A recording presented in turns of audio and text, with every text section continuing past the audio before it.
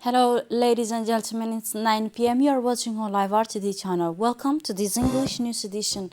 Coming up, the headlines. The minister sponsored the national memorizing competition of the eve of the Al Isra Al Mi'raj Day. Russian and Ukraine Western countries increase their sanction against Russian banks.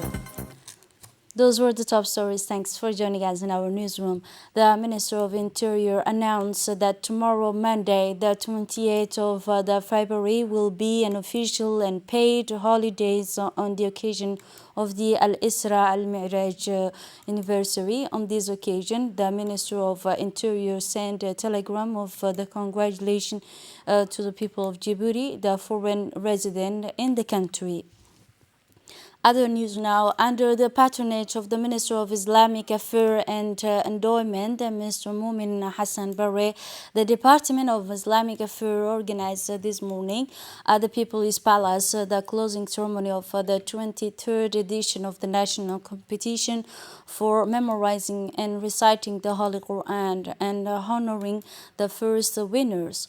The ceremony was held in the presence of the Minister of Interior, Mr. Saeed Nur Hassan, the Director of Islamic Affairs at the Ministry of Islamic, and also the Director General of the Institute for the Modernization, for the Moderations and Cultural of Peace, but also dozens of imams, scholars, and preachers.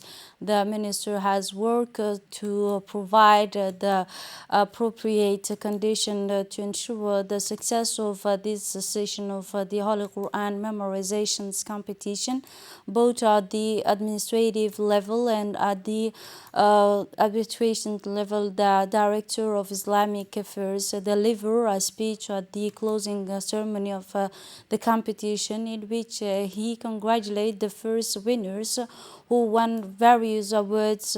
He added that the conduct of this competition as a persons of our countries is a governor who have a great experience in this file, and under the supervision of the Department of Islamic Affairs in the ministry conclude. The Minister of Islamic Affairs and Environment, Mr. Mumin Hassan Barre, who sponsored this event, indicate in his speech that this national competition for memorizing the Holy Quran is constitute an opportunity for competition and the accusation between the various centers for memorizing the Holy Quran pointed out that his ministerial department had worked to provide all the appropriate conditions for the success of these courses on various levels. At the conclusion of his speech, Mr. Mumin Hassan Barre congratulated the first winner of this competition and urged them to move forward in this path, pledging to work on serving the noble Quran, praising the role played by the Quranic Center in this regard. The President of the National Assembly, Mr. Mohammed Ali Hamad, received today in his office the ambassador of the custodians of the two holy mosques, Mr. Faisal bin Sultan Al. At the beginning of this meeting, the President of the National Assembly noted the depth of the distinguished relation between the Kingdom of Saudi Arabia and our country, which are witnessing continuous development and prosperity, indicating that the deep relation experienced by the two countries came as an ambition of the Keynesians and interests of the leadership of the two brotherly countries, praising at the same time the level of bilateral cooperation and joint coordination between the two countries at the all levels. At the conclusion of the talks, the Saudi ambassador expressed his thanks and gratitude to the President Mohammed Ali Ahmed for the warm reception and hospitality he received. In a related context, the President of the National Assembly, Mr. Mohammed Ali Ahmed, also received today in his office the new Cuban ambassador accredited to our country. And during this meeting, the two sides discussed bilateral relation between the two countries, Cuban and Djibouti, friendly countries, and ways and means to enhance the develop existing joint cooperation between Djibouti and Cuba. Mr. Mohammed Ali Ahmed praised the interests of existing bilateral cooperation between the two friendly countries, stressing the government's desire to further advance this relation, especially with regard of stressing parliamentary partnership. For his part, the Cuban ambassador expressed his thanks and appreciate the President of Assembly, Mr. Mohammed Ali Ahmed, for the warm reception. It was yesterday, Saturday, the regional office of the International State of Kuwait, Djibouti, held a ceremony dedicated to launching the Kuwait Al Rahma convoy under the auspice of the Minister of Social Affairs and Solidarity, Ms. Ulufa Ismail Abdu. The ceremony took place of the headquarters of Global Symposium in the Djibouti and the presence of Ambassador of Djibouti to Kuwait, Mr. Abdul Razak Hussein Umar, the personal in charge of the brotherly countries of state of Kuwait's embassies in Djibouti, Mr. Khalid bin Mubarak, and also the head of Kuwait delegation from the World Mercy, Mr. Yusuf Al-Tawil, in addition to the representative of the Qatari embassy in Djibouti. The regional director of Al Rahma in Djibouti were also present in this ceremony, Mr. Abdul Ghani Ismail Al Khuraishi, and the Secretary General of the Ministry of Social Affairs and Solidarity, senior official, and the Minister of Social Affairs and Solidarity were also present and participate in this event, in addition to the agent of beneficiaries of food, and launch this convoy, which target about thousands and 200 families in the capital Djibouti and the 5 interior region, coincide with the celebration of the brotherly countries of Kuwait on the national holidays, the 61st anniversary, the Independence Day, and the Kuwait National Day, in addition to the 31st anniversary of liberation.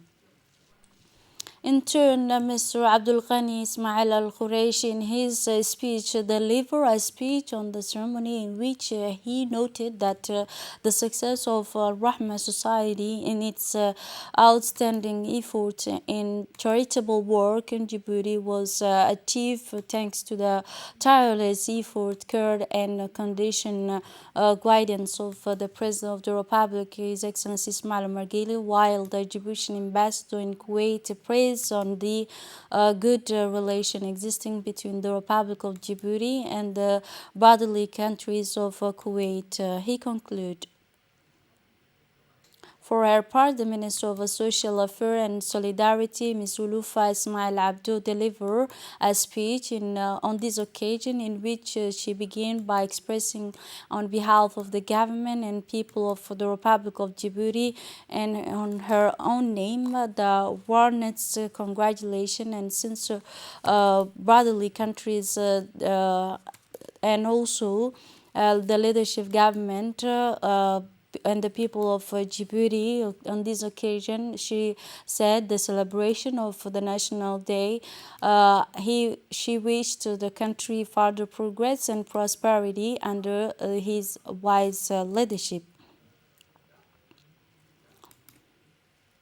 After Djibouti, the capital of the region of Tajora, witnessed on the event dedicated to launching the first phase of the polio vaccination campaign in the regional center of the city of Tajora. The occasion of launching of these activities was attended by the region's authorities and senior officials of the hospital.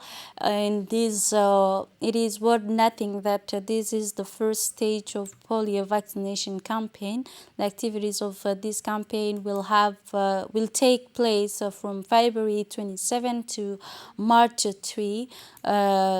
And also will target all children under the age of 5 throughout the national territory. Our country has periodically carried out a polio vaccination campaign for children for more than 2 decades in order to protect the children of Djibouti and create a healthy environment for them. It is reported that the polio vaccination campaign will be carried out in 2 phases and will target all children under the age of 5 throughout the national territory.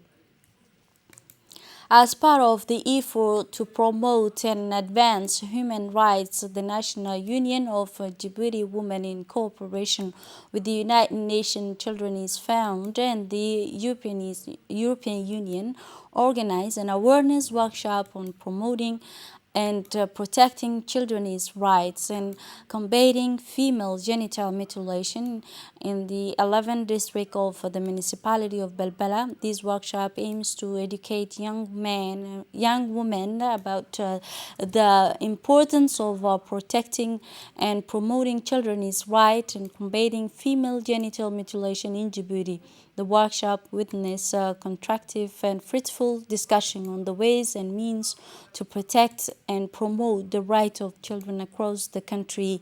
Our country has adopted a presidential decree aiming at organizing and the operation of National Council for the Rights of Children, especially since the protection and promotion of children's rights and development is one of the priorities of the government's social policy.